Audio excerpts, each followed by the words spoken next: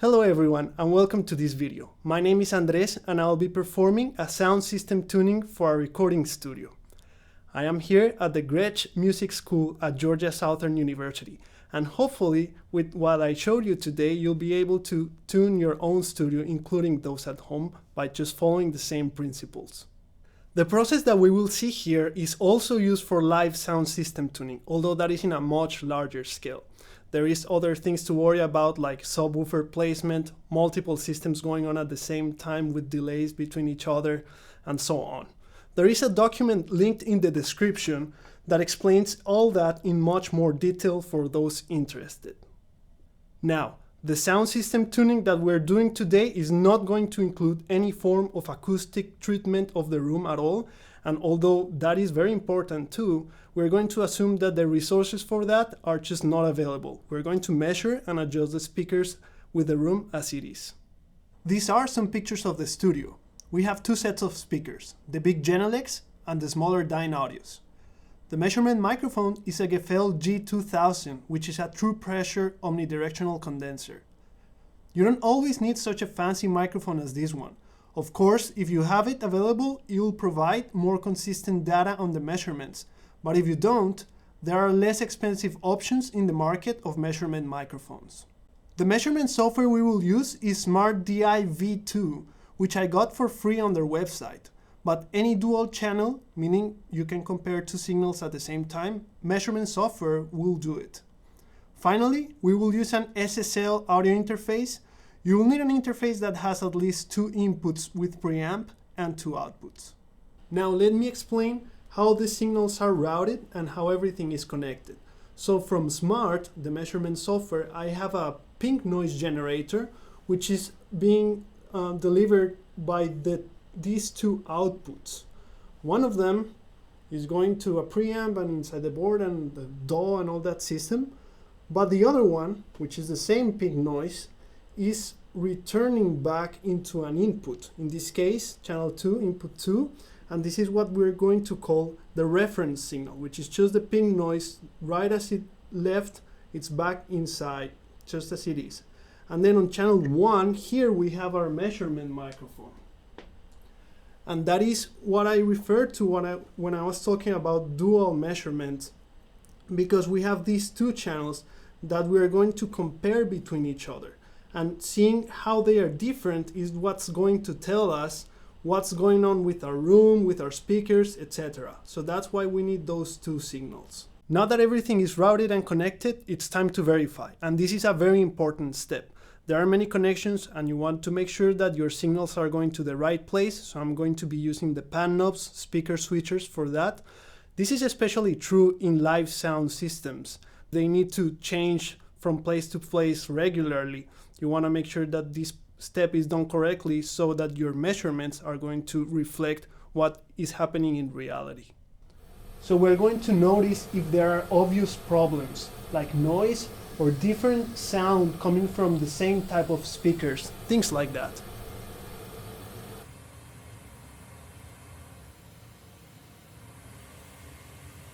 It is important to take into account that it takes time for the signal to go through the software, out the interface, through the speakers, through the air, onto the microphone, back in, etc. So measurement applications usually have this feature where you can find specific delay time to accommodate for that time difference. In this case, you can see that I found that it found that it was 10.13 milliseconds, and then it adjusted it. Once it's adjusted, then now you can rely on your graphic much more. The first measurement we're going to take is going to be the speaker polarity. We want to make sure that both speakers have corresponding polarities. For that, we're going to use the phase trace here on the measurement application. I measured with the microphone on axis in front of my right speaker. It doesn't matter which one you start with, but just make sure that the sound is coming only from that speaker at that point, at the moment you take the measurement. And this is what it shows. Then I saved this trace and I performed the same measurement but on the other speaker, of course making sure that the delay time is accurate between them. I need to enable that on the software, and then this is what it shows. So as you can see, the phase trace on both look pretty similar. that means that those speakers are in phase. Now I went ahead and flipped the polarity of one of them just to show you how it will look like.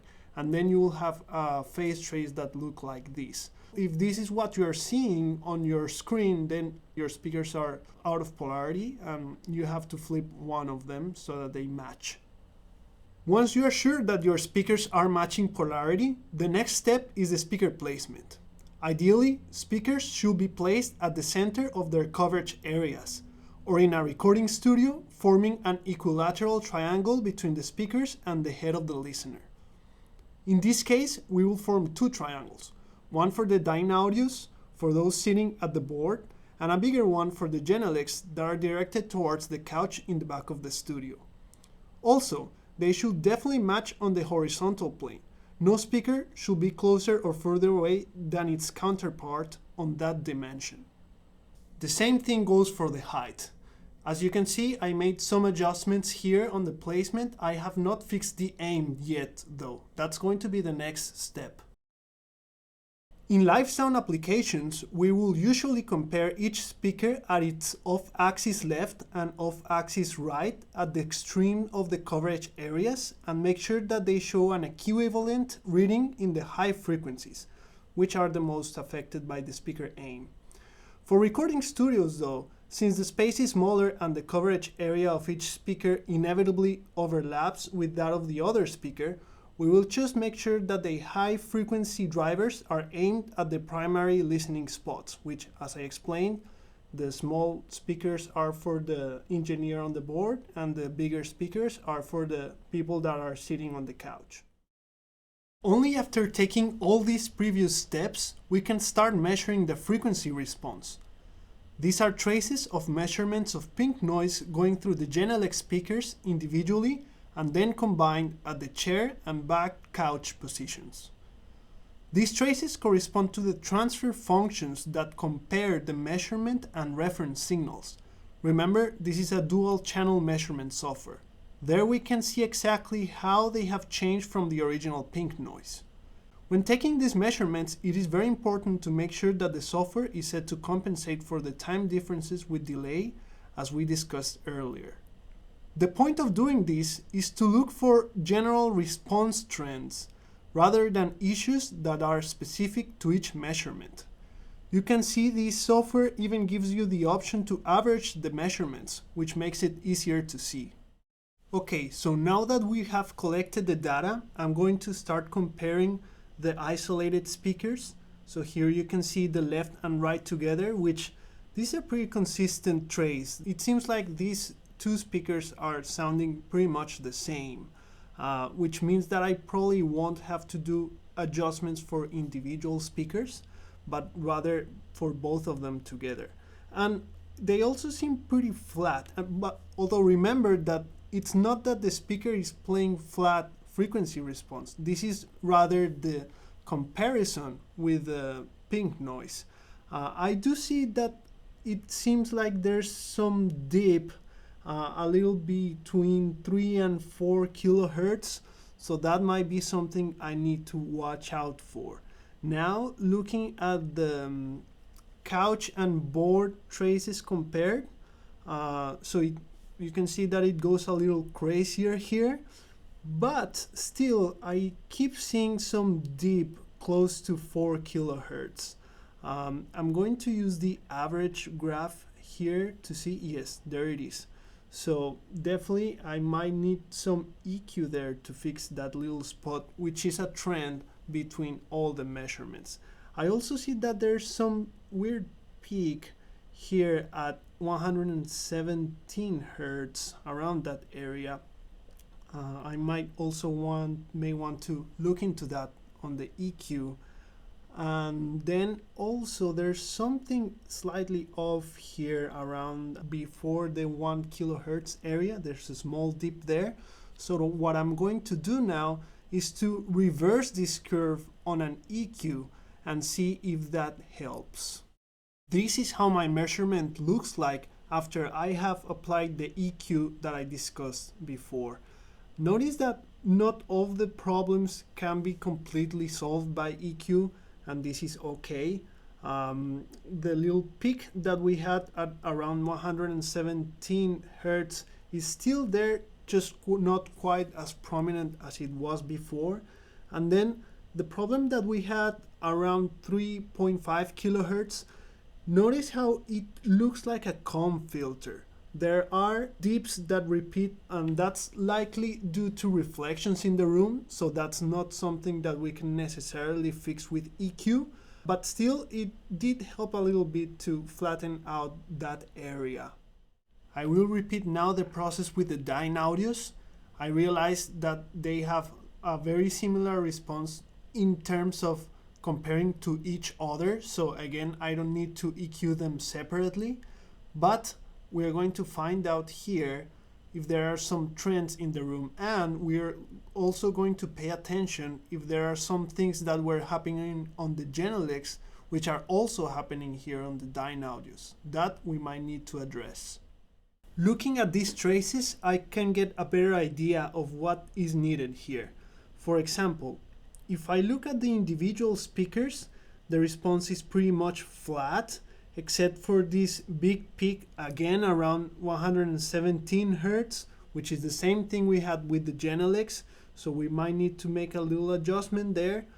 Also, I am particularly interested in the position in front of the board, because that's where the engineer is listening to them. And when they are working together, I can see that there is a small dip around 4.2 kilohertz. So I might address that with EQ. I can also see the comb filtering that we were observing on the Genelec speakers, which again, there's not much we can do with EQ. So let me put the EQ in and let's see how the trace changes.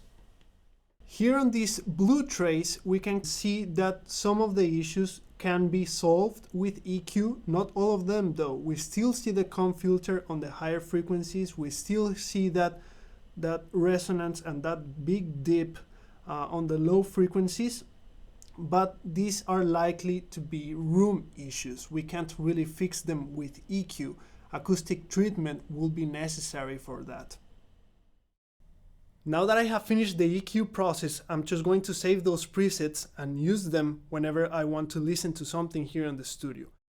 Small adjustments on an EQ and the difference in the room is huge.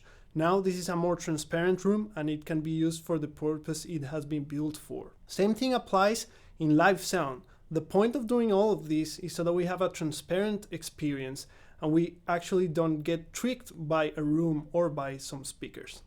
I hope you found this video useful. If you have any questions or comments, please leave them in the comment section and feel free to share with anyone that you think will appreciate this information.